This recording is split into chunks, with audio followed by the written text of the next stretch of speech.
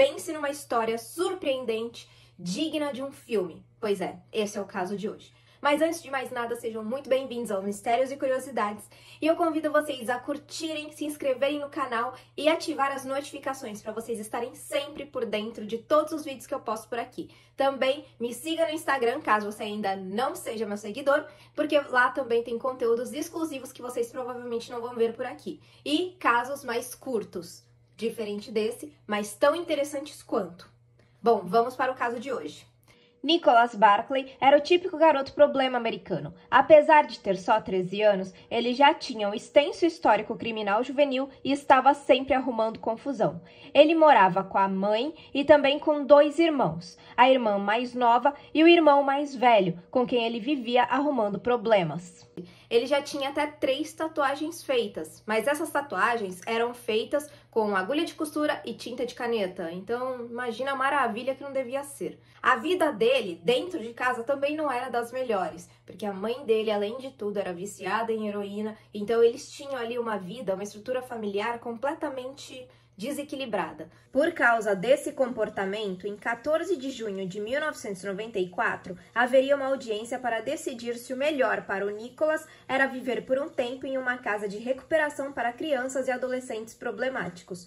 Óbvio que ele não queria isso, até porque lá ele teria que seguir regras, andar na linha.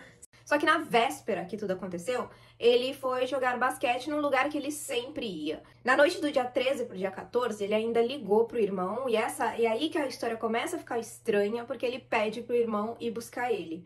Só que o irmão fala que não, pra ele voltar a pé.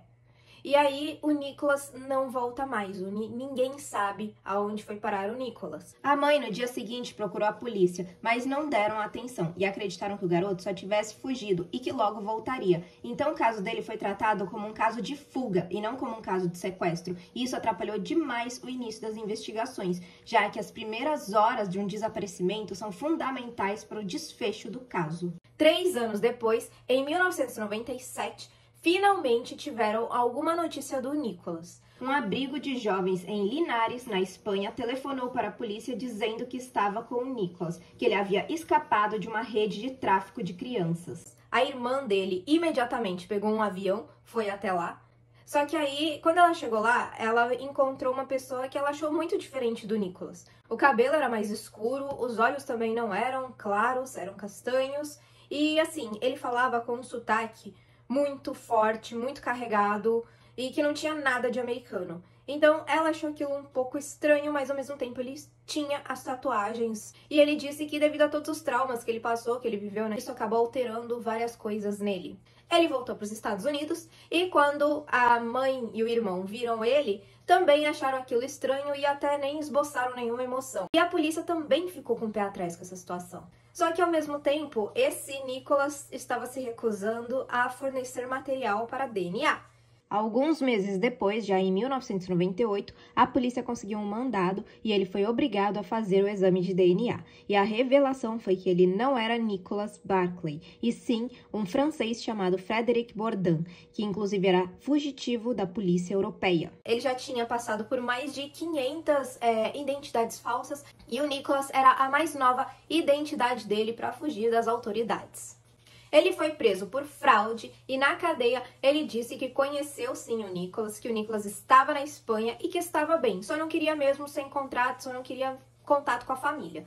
Mais tarde ele voltou atrás e disse que não, que ele nunca viu o Nicholas, que ele só ficou sabendo do caso mesmo por conta dos cartazes de desaparecido e que ele se achou fisicamente parecido com o garoto e que ele achou que poderia se passar pelo garoto.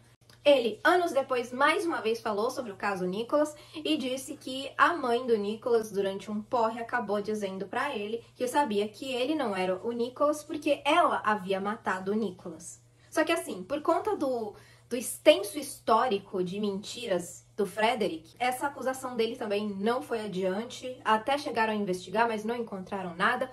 Então, a história ficou por isso mesmo. O Nicholas até hoje segue desaparecido e ninguém sabe o que aconteceu com ele. E aí, surpreendente essa história, não é?